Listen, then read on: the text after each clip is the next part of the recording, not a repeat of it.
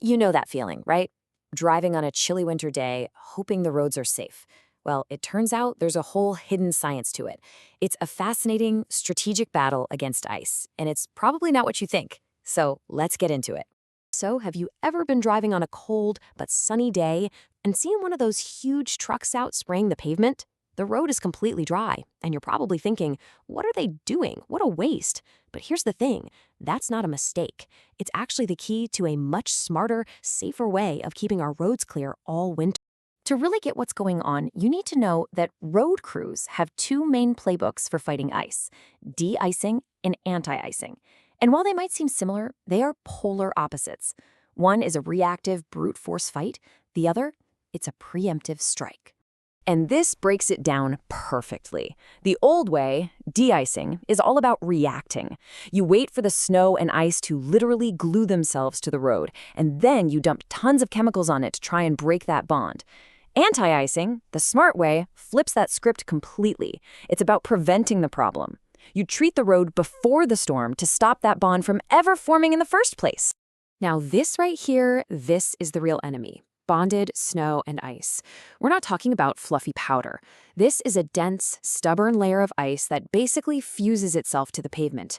It's what makes plowing so hard, it's what causes cars to spin out, and preventing it is the entire name of the game. So let's walk through that old, clunky de-icing process. First, crews just wait for a good inch of snow to pile up. Then, all of our cars drive over it, packing it down into that nasty ice sheet we just saw. Only then do the trucks come out dumping massive amounts of salt to try and melt through it, while the plows work like crazy just to scrape and break that bond. It's inefficient, it's expensive, and a lot of the time, it's a losing battle. Okay, so here's what's so important to understand. Anti-icing isn't just one simple trick. No, it's a complete system. The Federal Highway Administration actually talks about it as a set of toolboxes. And you need all of them to get the job done right. You need the right gear, the right intel, and of course, the right team. First up, you've got the operations toolbox. This is the actual physical stuff. And we've come a long way from just dumping dry rock salt. The big game changer is liquid chemicals, like salt brine. Because it's a liquid, it starts working the second it hits the pavement, and it stays put, instead of just bouncing off into the ditch. They've also got pre-wetted salt, which gives a similar advantage, plus specialized plows and blades designed just for slush. Then you have the decision-making toolbox, the brains of the operation. Modern road maintenance is totally data-driven. They're using super-specific weather forecasts and getting real-time data from something called Road Weather Information Systems, or RWIS. Think of these as a nervous system for the highway, with sensors embedded right in the pavement telling them the exact temperature on the ground.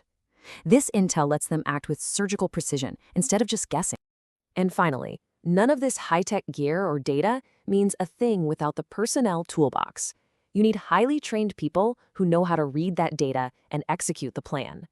This means knowing exactly when to call crews in, constantly checking to see if the treatment is working, and after every single storm, figuring out what they can do even better next time.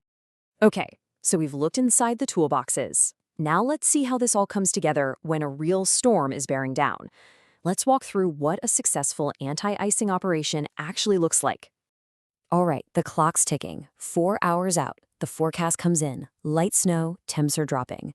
That's the trigger. An hour before the first flake even thinks about falling, crews are already out there, applying that liquid brine to the dry roads. This creates a barrier, a shield. Then the storm hits. Snow starts coming down, but it can't get a grip. It just sits on top of that brine layer.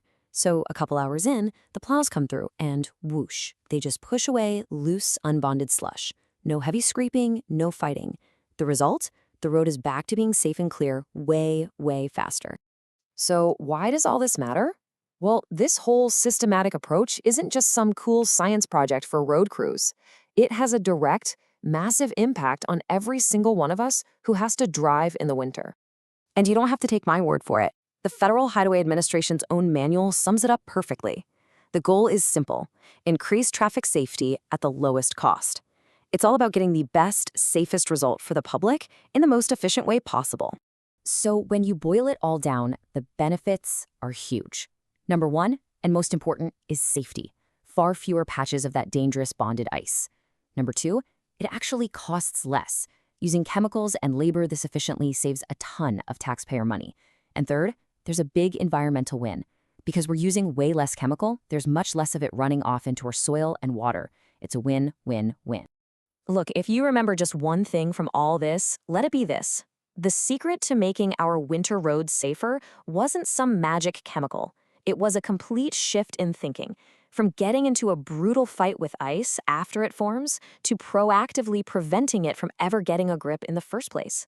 It really makes you think, doesn't it? The next time you're driving on a perfectly clear road in the middle of winter, you'll know it wasn't an accident. It's the result of this incredible, invisible system of science and strategy working in the background.